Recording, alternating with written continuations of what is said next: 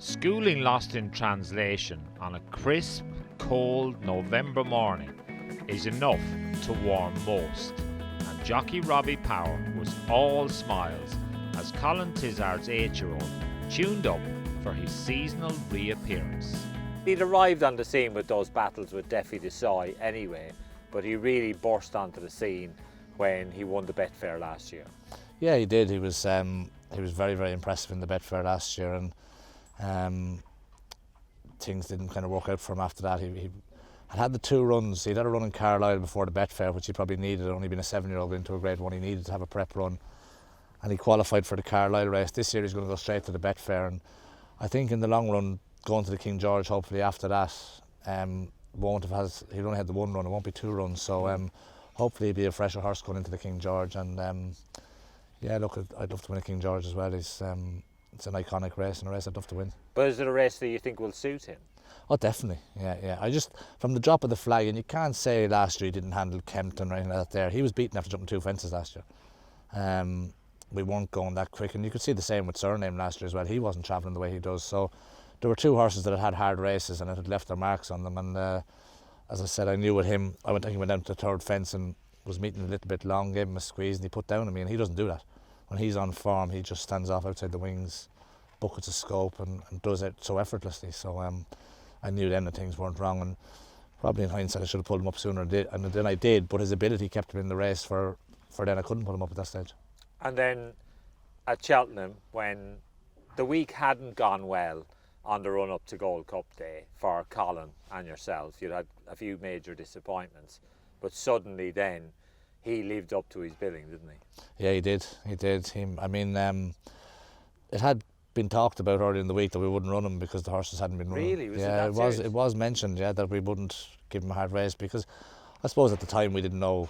I'm glad we did that now anyway, but you had Aintree and Punchestown still to come, and they just weren't right. They weren't firing for some reason that week, and then they said, oh look, there's only 1 Gold Cup, we'll take a crack, and turned to the second last. I was fairly happy with taking a crack, you know.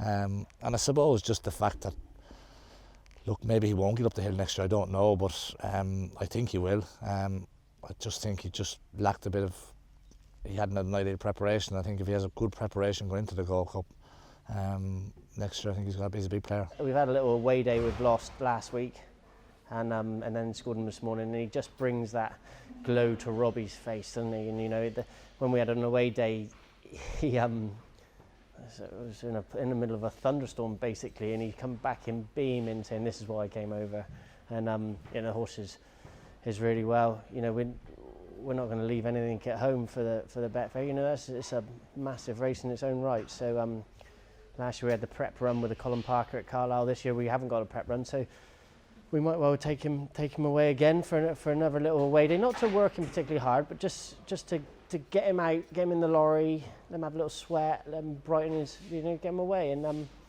he'll be spot on, hopefully. Can I ask you about a couple of the others? What news on Thistlecrack? Is he still around? Yeah, he's around, and he's doing a lot of core fitness at the moment. He's a bit late to come back, but he is.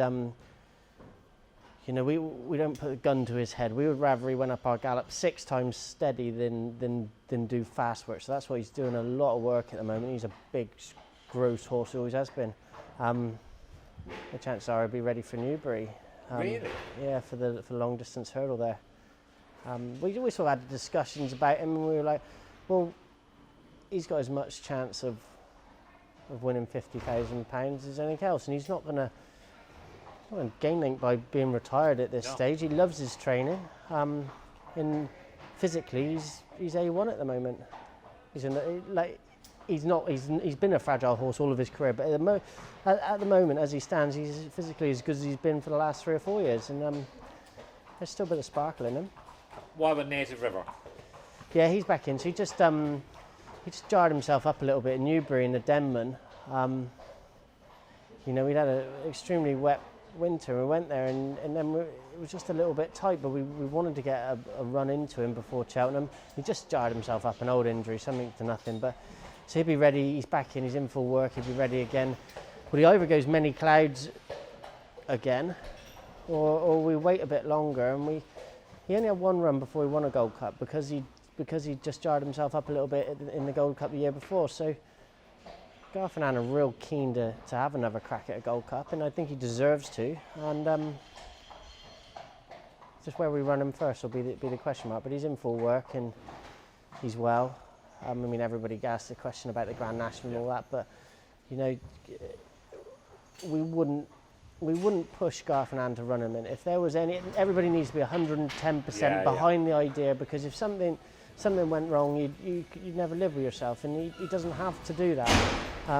That's not saying he won't have an entry, but it will be about the Gold Cup and then make a decision.